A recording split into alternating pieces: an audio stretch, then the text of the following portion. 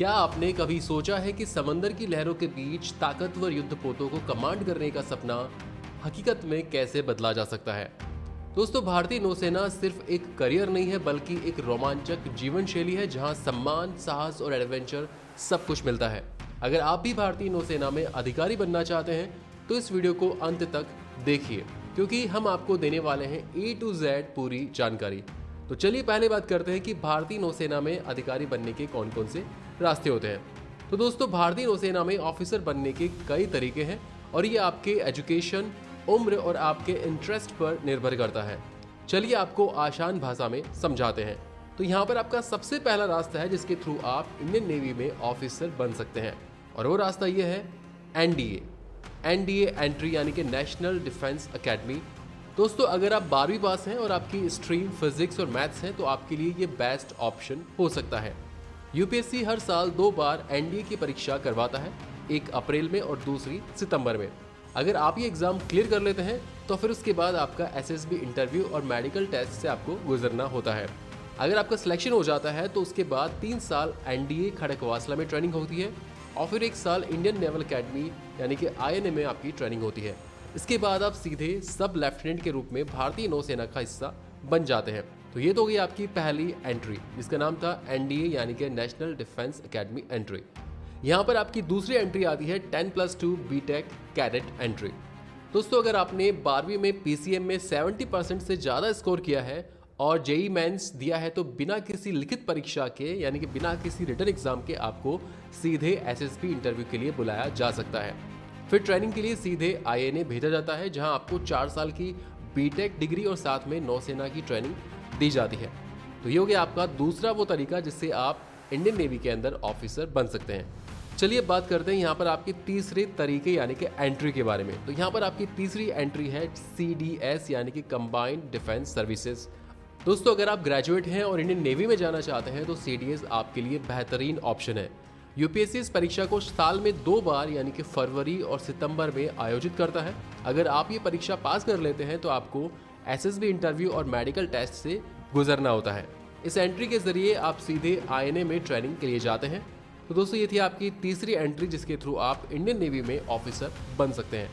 चलिए बात करते हैं यहाँ पर आपकी नेक्स्ट एंट्री के बारे में।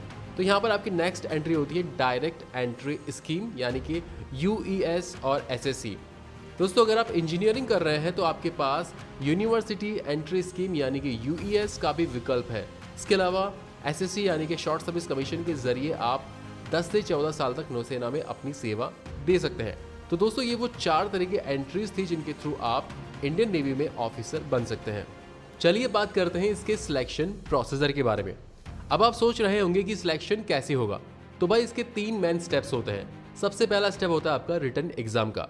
तो अगर आपने एनडीए या फिर CDS जैसी एंट्री के लिए अप्लाई किया है तो इसके लिए यूपीएससी जो है वो रिटन एग्जाम आयोजित करता है। इसमें जो है आपके मैथ्स, जीके, इंग्लिश और लॉजिकल रीजनिंग के सवाल आते हैं। परीक्षा को पास करने के बाद ही आपको जो है एसएसबी इंटरव्यू के लिए बुलाया जाता है। रिटन एग्जाम को पास करने के बाद में आपका नेक्स्ट स्टेप होता है एसएसबी इंटरव्यू का। दोस्तों, यह एक 5 दिन तक चलने वाली एक चयन प्रक्रिया होती है। पहले दिन आपका स्क्रीनिंग टेस्ट लिया जाता है। उसके बाद आपको जो है साइकोलॉजिकल टेस्ट, ग्रुप टास्क और पर्सनल इंटरव्यू से गुजरना होता है। आखिर में फाइनल कॉन्फ्रेंस होती है जिसमें तय किया जाता है कि आपको सिलेक्ट किया जाएगा या फिर नहीं। एसएसबी इंटरव्यू के बाद आपका अगला स्टेप होता है मेडिकल एग्जाम। दोस्तों, इंडियन नेवी में शामिल होने के लिए मेडिकल फिटनेस बहुत ज़रूरी होती है। इसके अंदर आपकी हाइट, वेट, आपकी आंखों की रोशनी और शरीर की फिटनेस का पूरा चेकअप किया जाता है। तो दोस्तों, ये था आपका सिलेक्शन प्रोसेस। चलिए बात करते हैं नेवी ऑफिसर को दी जाने वाली ट्रेनिंग और उनकी लाइफ के बारे में। दोस्तों, जब आप सेलेक्ट हो जाते हैं तो आपको आईएनए एजीमाला में ट्रेनिंग के लिए भेजा जाता है। यहाँ आपको मेंटल, फिजिकल और टेक्निकल ट्रेनिंग दी जाती है जिसमें कि आपको नेविगेशन, वॉरफेयर स्ट्रेटजी, हथियार सिस्टम, कमांड, लीडरशिप स्किल्स, तो ऐसी कुछ स्किल्स की यहाँ पर आपको ट्रेनिंग दी जाती है। दोस्तों, यहाँ पर सबसे मज़ेदार पार्ट ये होता है कि आपको समुद्र में असली मिशन पर जाने का मौका मिलता है। सोचिए, जब आप एक युद्धपोत के डेक पर खड़े होकर पूरे जहाज को कमांड कर रहे होंगे तो वो कैसा अनुभव होगा। चलिए बढ़ते हैं आगे और बात कर लेते हैं यहाँ पर आपको मिलने वाली सैलरी और अदर फैसिलिटीज़ के बारे में।